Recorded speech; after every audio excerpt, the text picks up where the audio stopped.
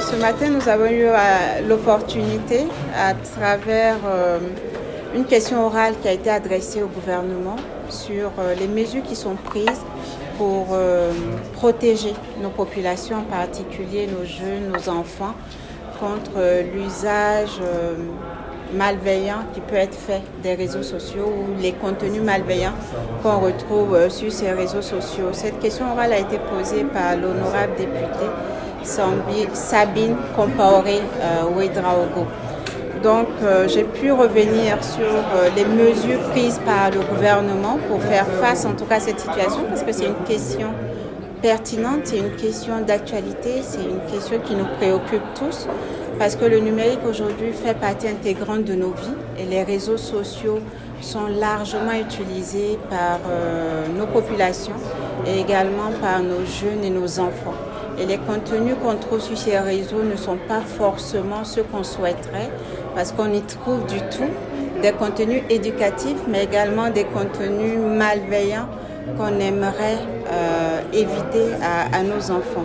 Dans la batterie de mesures prises par le gouvernement, il faut noter à ce niveau-là que plusieurs ministères, plusieurs départements ministériels sont mobilisés pour faire face à cette problématique-là. Il y a déjà le ministère en charge de l'Éducation nationale qui a pris un certain nombre de mesures, non seulement de sensibilisation, mais également de règles, même pour interdire les smartphones durant les cours. Il y a également des guides et des modules de sensibilisation et de formation qui sont en cours d'élaboration, tout ça pour pouvoir sensibiliser nos jeunes sur l'utilisation responsable des réseaux sociaux. Il y a également le ministère en charge de la communication à travers l'ISTIC et le CSC qui mènent également des actions de sensibilisation, et nous l'avons tous noté. Il y a eu un élargissement des attributions du CSC à travers l'adoption récente de la loi pour qu'il puisse réguler les contenus justement des médias sociaux et aussi des réseaux sociaux. Également au niveau de mon département, il y a des actions qui sont prises, des actions de sensibilisation et de formation de plusieurs cibles.